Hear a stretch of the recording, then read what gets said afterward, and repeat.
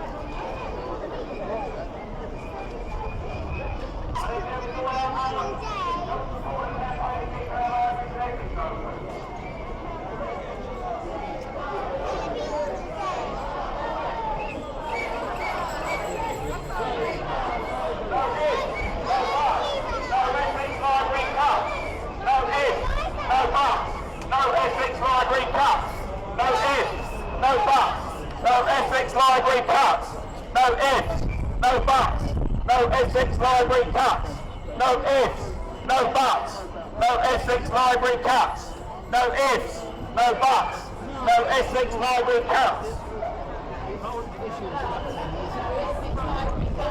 No ifs, no buts, no Essex Library cuts, no ifs, no buts, no Essex Library cuts. No Essex Library cuts, no ifs, no buts, no Essex Library cuts. No ifs, no buts, no Essex Library cuts. No ifs, no buts, no Essex Library cuts. No ifs, no buts, no Essex Library cuts. No Essex Library cuts.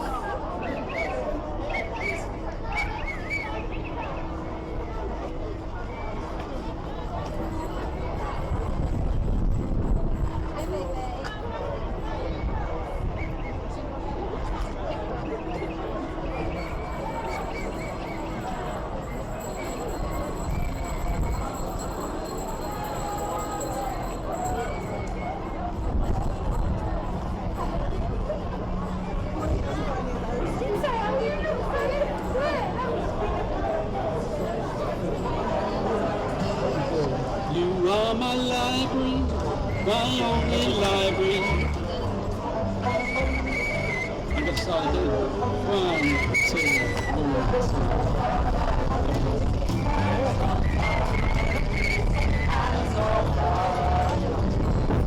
2. You are my library, my only library. You make me happy when skies are grey. You'll never know, dear, how much I love you. Please don't take my library away.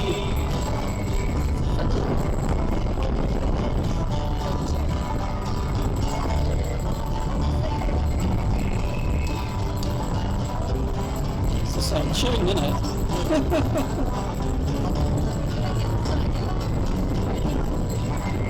Right, we're going to start again here. You are my library, my only library. You make me happy when skies are grey. You'll never know, dear, how much I love you. Please don't take my library away. The town was empty, no kids, no people.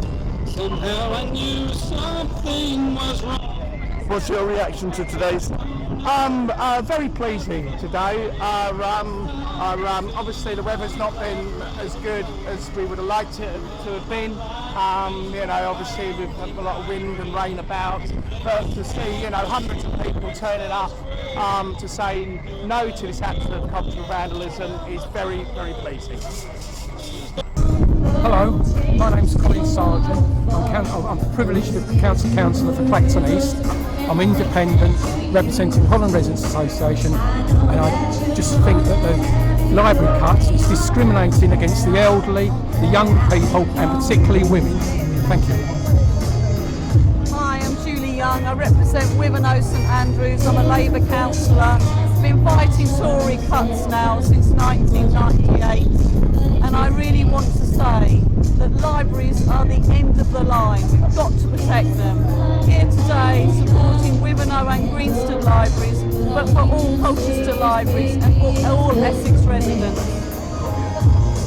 I'm Lee Scaldis, County Councillor in Abbey Division in Colchester for the Labour Party.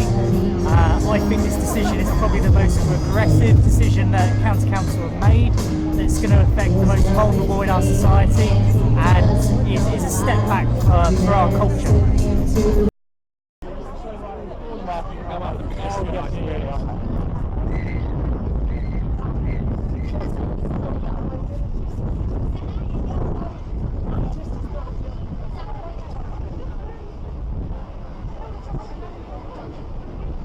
Are you surprised and shocked that there are only 3 of you? I mean, there might be extenuating circumstances, but basically it means that everybody else is in favour of the cuts. Not at all. Absolutely not. the Labour group and actually the opposition parties have worked together to put joint motions in to save Essex Libraries. However, the Tories are just not listening. They've shut their ears and their eyes and they don't care.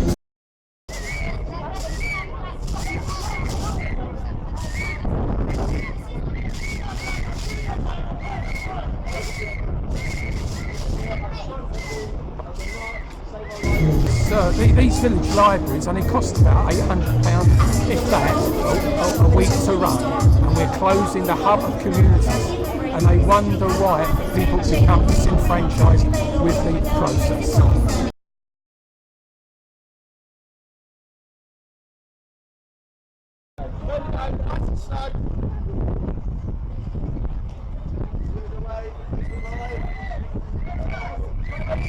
I don't think it's a conspiracy. I just think the Tories are so out of touch and they just don't care. You have Tory MPs talking about social mobility and at the same time supporting local government cuts leading to this. And they don't make those connections so that you don't build society on the cheap. And this is why, why we're here today. This is another system and we could be here in another 12 months about another issue.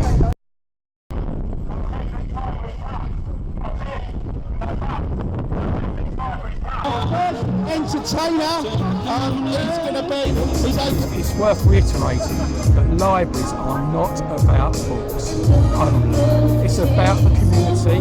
It's about people with special needs. Saying every week going into or every day saying hello to somebody, and it's about the community. Thank you very much. And were it not for libraries, I would probably not be speaking to you because I wouldn't be able to read this. 2021 we have Essex County Council elections. I asked the people of Essex to ask any candidate whether they supported closure of Essex Libraries. If they did, don't vote for them. Dressed like a 50s schoolboy. My granddad was given only two instructions. One, enrol him in the library and get him a short back and sides every 6 weeks. Charles Dickens in Christmas Carol comes across the ghost, when he meets the ghost of Christmas Present, towards the end of that walk, the ghost unfurls his cloak, and beneath this cloak are 2 children, wild-eyed, crazy-looking children. The ghost of Christmas Present points this out to Scrooge, and he says, "You see this girl? This is want, and this boy is ignorance. But of the 2, beware the boy, for on his forehead are written these words, doom." Now, we've already got men sleeping in the streets and food banks, so we've got want covered, and if we are not very careful, we will have ignorance too. That's what I reckon. The only thing I can say is, what do they think they're doing? What do they think they're doing? Closing down libraries. We've had libraries longer than we've had public loos. I mean, the public loos are disappearing, but when we lose libraries, we've really lost civilization. So with that, I'll just do you a couple of poems here. I won't detain you long because I know even readers have an aversion to poetry. I tend to write the rhyming stuff. You'll notice I've got my town hall hat on. I don't get much chance to use it elsewise. This is called, this is about the closure of Essex Libraries. It's called The Way We Was. He wanders loudly as a clone and curses at his mobile phone, bellowing in drizzly rain. Should I have took an earlier train? Then late now for his interview, he glowers sullen on the street whilst Charles Dickens' ghost looks on, remarking tartly, "This is sweet, oh this is good, oh this is rich, what? 17 decades got past, young ignorance returns at last, slack-jawed, dull-eyed, benighted boy, the hero of the hoi polloi. Alas, too well he knows this town, for here they closed the library down. Books, the market trader yells, books, so cheap it seems a sin. These packages of words, ideas, which at a glance seem far too thin to hold such worlds as dwell within. just fragile paper, printer's ink. For all of that, they make you think and beckon to the thirsty mind. Come in, come in. I'm yours to drink. Writers here of great renown. Drink until you fear you'll drown. You'll pick your volume, find your voice. Where Barbara Cartland lies with Joyce, where Milligan and Milton meet, and Wilde, dishevelled from the street, I'm swanning in to take his place. For here there will be no disgrace, no judgment, censure, not for those who wore their clothes, wore their thoughts as they were clothed, and here they hang, still on the rack. Please borrow them, but bring them back. Don't forget to bring them back. Don't take my library away. One more time. You are my library, my only library. You make me happy when skies are grey. You'll never know, dear, how much I love you. Please don't take my library away. Oh, please don't take my library away. Thank you very much.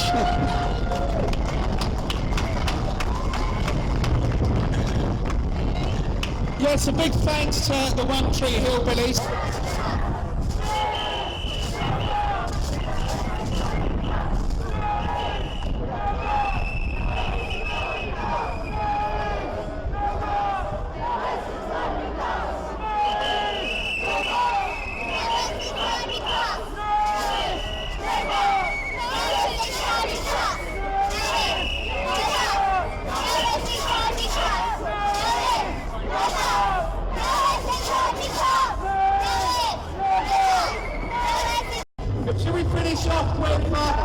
One last little chant for the march. So we go with hands off our libraries, hands off our libraries, hands off our libraries, hands off our libraries, hands off our libraries, hands off our libraries, hands off our libraries, hands off our libraries. Martin. All right, our next speaker is obviously libraries are essential for the education of young people. And I'm very pleased to say our next speaker will be Mr. Coen, who is the head teacher of St John Payne School. He also happens to be my boss. So can you give him a big round of applause, please, Mr. Tom Coen. Good afternoon, it's lovely to be here this afternoon with you, and thank you for that introduction, Andy, and thank you to Andy and anybody involved in organising this, and indeed all of the work that has led up to today. I know we last met in February, where I spoke just up the road in town, and I shared something about the beginning of my own relationship with libraries, which began in Westcliff-on-Sea, competing with my brothers to find out which of us would be the first to complete the Asterix and Obelix books. Wonderful anticipation of our weekly visits with our mum to Westcliff Library, where we would anticipate taking out the next Asterix book. Taught me a little bit about very, very basic Latin, taught me a bit about France, taught me a bit about Roman invasion, and we could go on in terms of talking about the richness of the gifts that we receive from our libraries. Now, speaking on behalf of all the city's head teachers, and by extension, everybody involved in education across the city, we have deep concerns about the proposed cuts to our libraries. I appreciate that our city's proximity to London, our city's affluence, we only need to go on a drive out to the city to see the new builds springing up in various quarters of the city and in its surrounding areas. We know that many of us will have professional careers. Many of our young people's parents will have at least one or two parents who work in the city. There's a lot of affluence and privilege in this city and its surrounding areas. It would be easy to make the mistake of thinking that therefore libraries are becoming a redundant resource, because our young people have got access to information via other means, via electronic means, smartphones, laptops, computers, tablets, all of which give us wonderful access to information. But I was interested to read recently about some research that proved that our ability to retain information when we are reading it in a book, when we are losing ourselves in a book for a few hours. And we don't talk about that phrase when we're talking about electronic devices, do we? We don't lose ourselves in our electronic devices. We don't while away a few hours. It's a different relationship that we have with physically holding a book in our hands and turning the pages. I was interested to hear that this research proves that our ability to retain the information, to reflect upon it, to consider it and challenge it, and for it to resonate deep within us is far increased when we are holding a book as opposed to a tablet. Now, we in education know that young people, some of our young people, do not grow up in homes that have books on the shelves. Some of our young people talk about having had a book once. Some of our young people don't have a space in their homes where they can work and study and do their homework. And at the moment we're in the midst of the examination season. Year 11 and 12 and 13 students are in the midst of GCSE and A-level examinations. Not every one of those young people has access to a dedicated revision space in the homes. I'm sure that we would all appreciate that with the busy lives that we lead, with parents, in most families both would be working, in a family that might have 2, 3 or even 4 children, it's difficult to find that quiet space. Anybody that's ever lived in a family of young people in it will know that. So many of our young people don't have that luxury. They need our libraries. They need these spaces of quiet where they can take time away and dedicate themselves to what is vital study. If we in our roles as educators are going to support these young people to fulfill their potential and ensure that this city can look forward to a rich and vibrant future, and that future can be sustained and safeguarded by future generations, our libraries are essential. And I believe the policy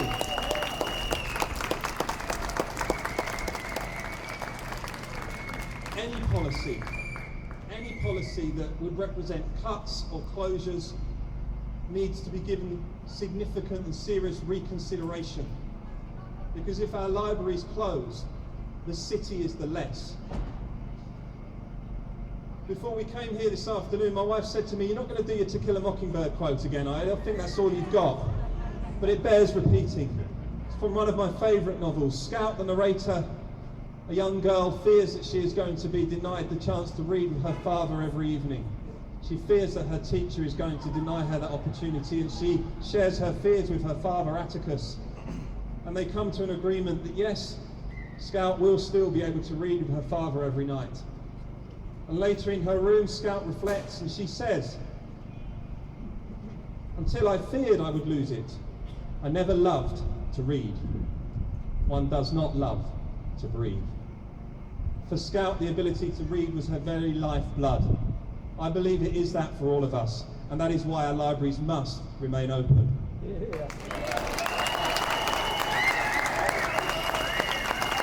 A big thank you. Somebody's had actually a count, so we actually have a precise number. There are 646 of us here.